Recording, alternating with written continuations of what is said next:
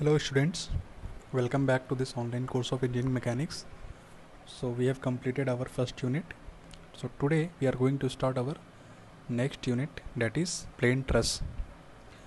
So a truss or a plane truss is a structural member.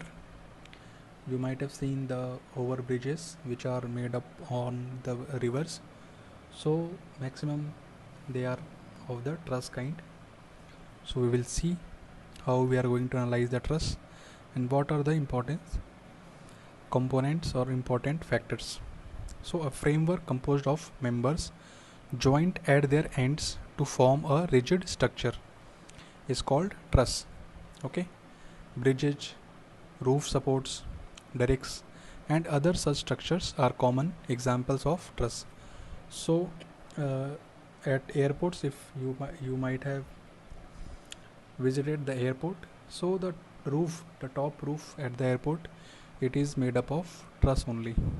Okay, so structural members commonly used for I-beams, channels, angles, bars, these are the cross sections of the beams and special shapes which are fastened together at their ends by welding, riveted connections or large bolts or pins.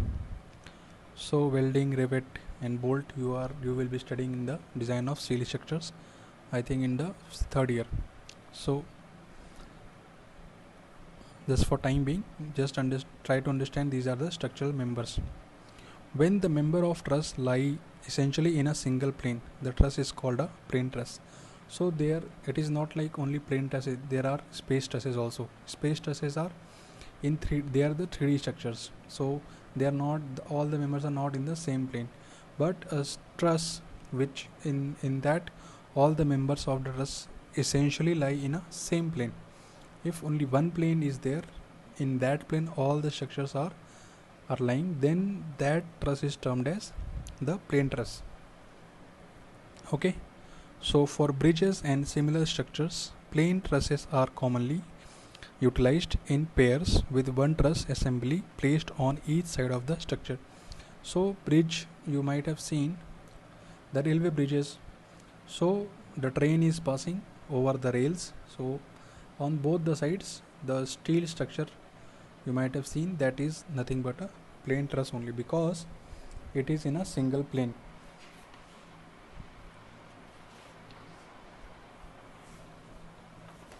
So let us see what is a simple truss. The basic element of a plane truss is the triangle. So for making a simplest type of truss, we have to make it a triangle, just like this. 3 bars joined by pins at their ends constitute a rigid frame. The term rigid used to mean non-collapsible and also to mean that deformation of the members due to induced internal strains is negligible. So this is a rigid frame. Why it is termed as rigid? Because the joints are non-collapsible.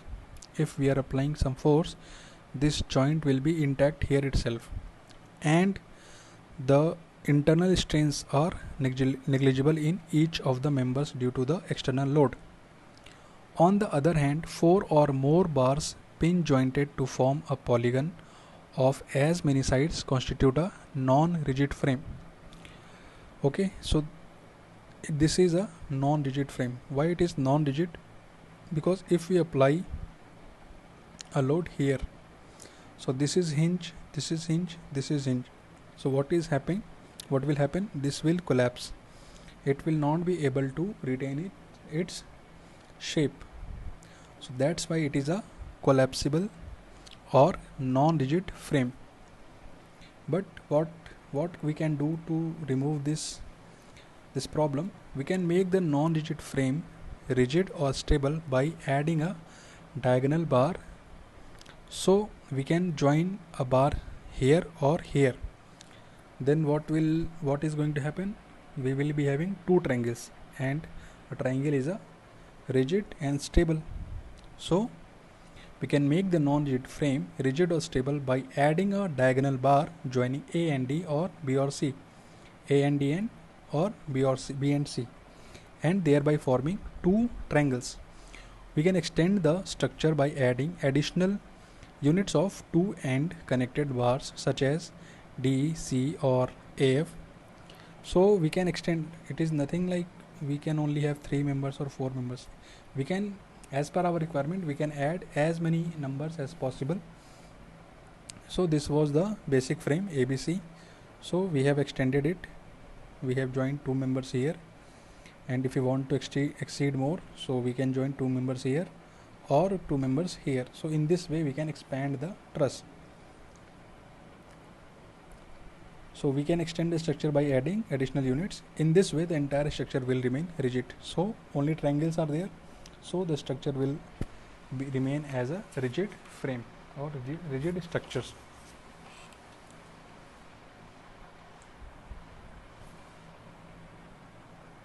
So the structures built from a basic triangle in the manner described are known as simple trusses.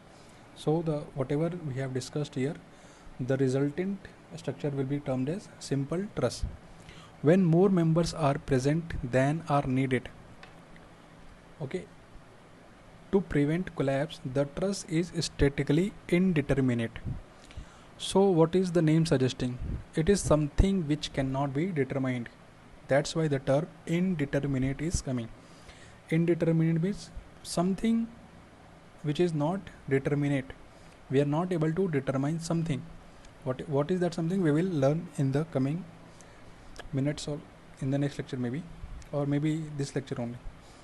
So if the unknowns, so let me just tell you here itself, if the number of forces, unknown forces are more, like we are having in the previous chapter, what we have learned, to solve any problem we are having 3 static equilibrium equations. What were those? Summation fx 0, summation fy 0, and moment about any of the point will be 0 about the perpendicular z axis. So we were having 3 number of known equations, so we can only determine 3 unknowns. The number of unknowns must be equal to number of known equations. If we are having 4, 5, 6, the number of equations which are more than the known equations by which we can solve that problem, then what is going to happen? If number of unknowns are 5 reactions are there in the structure, and we are having only 3 number of equations, so these 2 reactions or 2 unknowns we are not able to determine. In fact, we will not be able to determine if they are interdependent, then we will not be able to determine any of them. So in this case is the case in which we will say the structure is statically indeterminate. Why it is happening? Because we have put the number of members in huge numbers that were not required. Okay, if the requirement is okay, as per the requirement we have put the members, then we will be able to determine the reactions. Then that structure will be termed as statically determinate structure.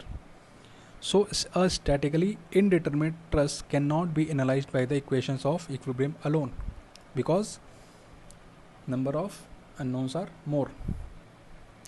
Additional members or supports which are not necessary for maintaining the equilibrium configuration are called redundant. Okay, so if number of members are required are 6 and we have put 7, 8, so those 2 extra members we will be termed as redundant members. To design a truss, we must first derive the forces in the various members and then select appropriate sizes and structural shape to withstand the force. So before designing, what we have to do, we have to analyze the truss. In the structural analysis, I think in the next year you will be learning how to analyze the structure. So by analyzing, what we will be doing, we will be analyzing the structure and we will determine the member forces. So we got to know that this member is the coming load on that particular member will be some fixed quantity, let's say 50 kilonewton, 100 kilonewtons. According to that load, we will design with the help of some theories to withstand that load. So let us see what are the assumptions which we will be making. First is all members to be two force members.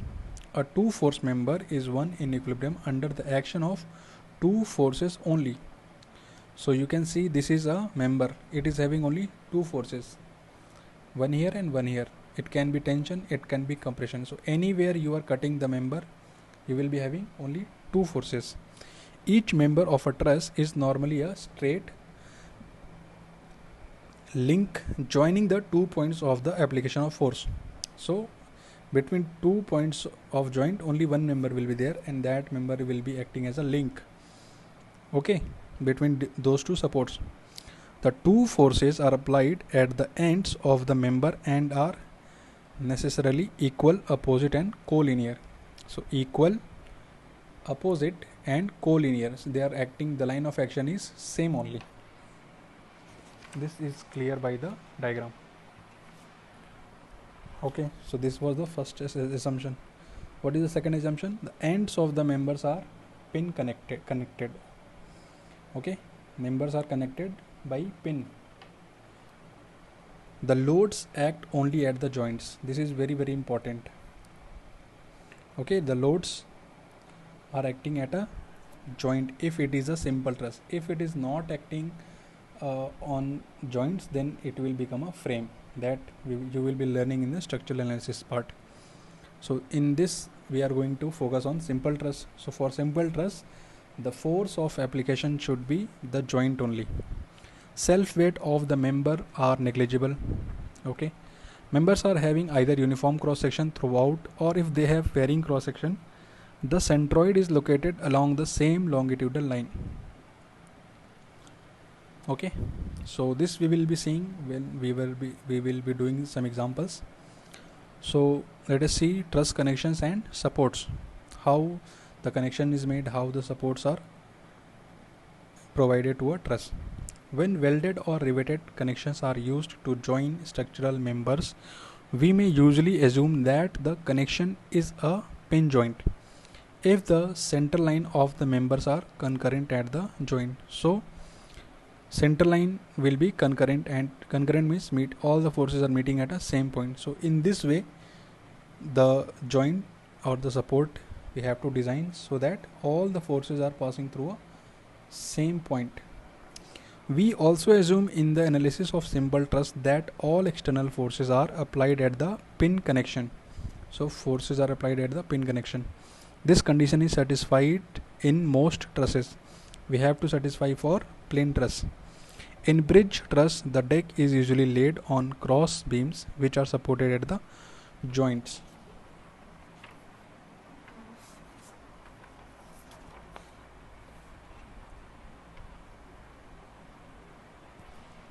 Now for large truss, a roller, rocker or some kind of slip joint is used at one of the support to provide for expansion and contraction due to temperature change and for deformation from applied load. So if truss is very large, so we have to provide a roller or some kind of slip. We will not be providing a rigid support, because what is happening, if truss is very large, so length will be very large. If temperature is increasing, so due to temperature the expansion is there, and due to temperature rise, expansion, and due to temperature, if it is falling, temperature is falling, then the members will contract, because these are all the steel members. So steel is having a significant amount of linear expansion coefficient. So for that expansion to let us happen, that because if we are preventing that extension, so stresses will generate, and that is not good for our structure. So we will be allowing that expansion. So for that, roller or some kind of slip joints are provided at the supports. Trusses and frames in which no such provision is made are statically indeterminate. Okay, so because the internal stresses are generated, and we have to calculate those stresses in order to analyze the structure, so that will become a statically indeterminate truss. Now let us try to understand what is perfect, deficient and redundant frame or truss mean. So a pin jointed frame which has got just sufficient number of members to resist the load without undergoing appreciable deformation in shape is called a perfect frame. if the number of members are just sufficient.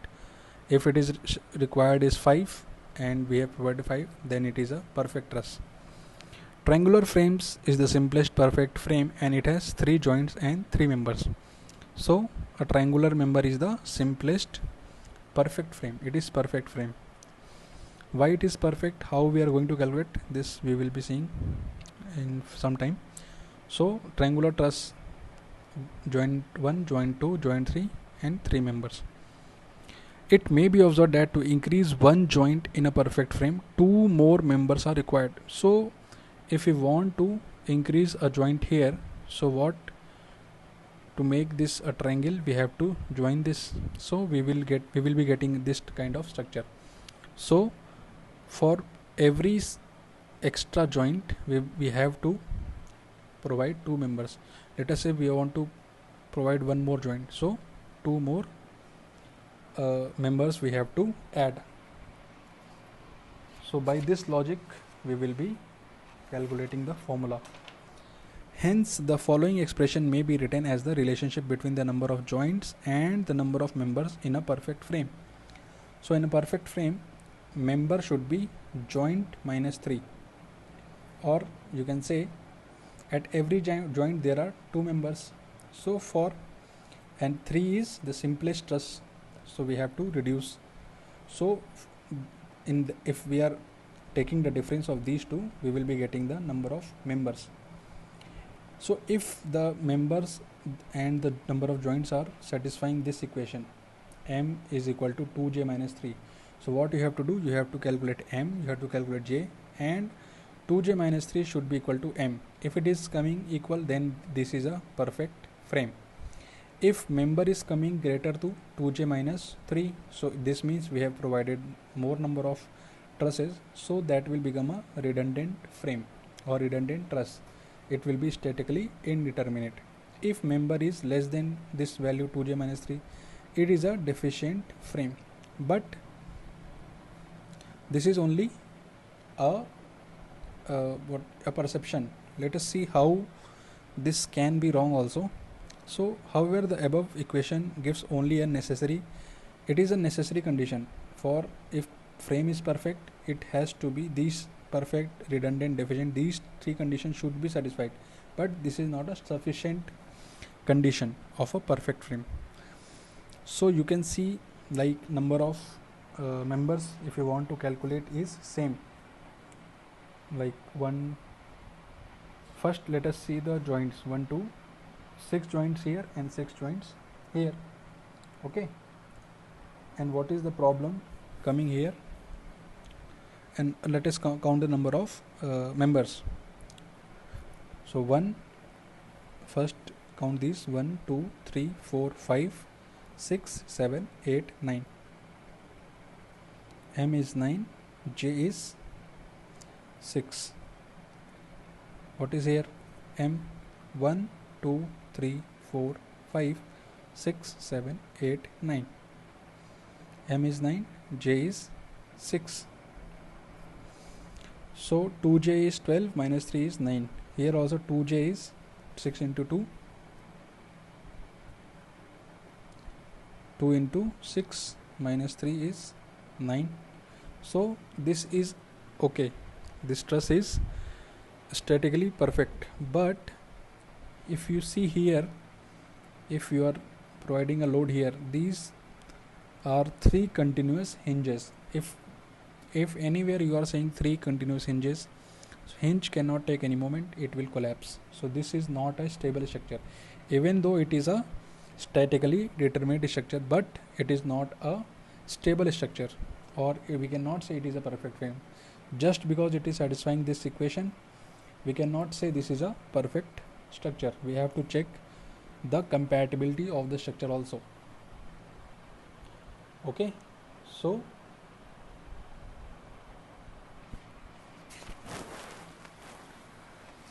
now let us see what are the deficient and the redundant frames. A frame is said to be deficient if the number of members in it are less than the required of a perfect frame. These frames cannot retain their shape when loaded.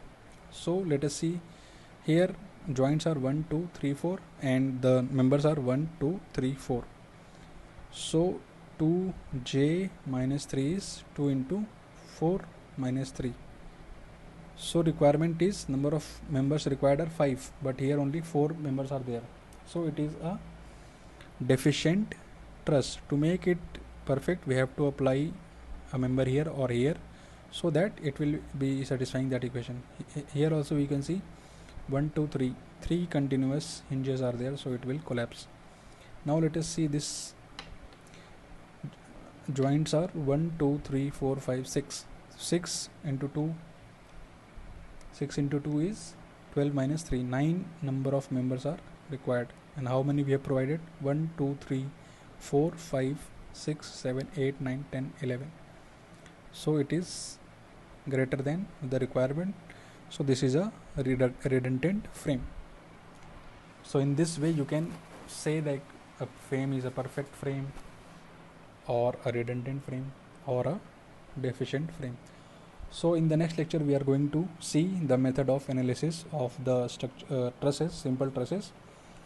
So this is all for today. In the next lecture we will be seeing the methods and we will be solving some problem. This problem I am going to solve. So this is all for this lecture. Thank you.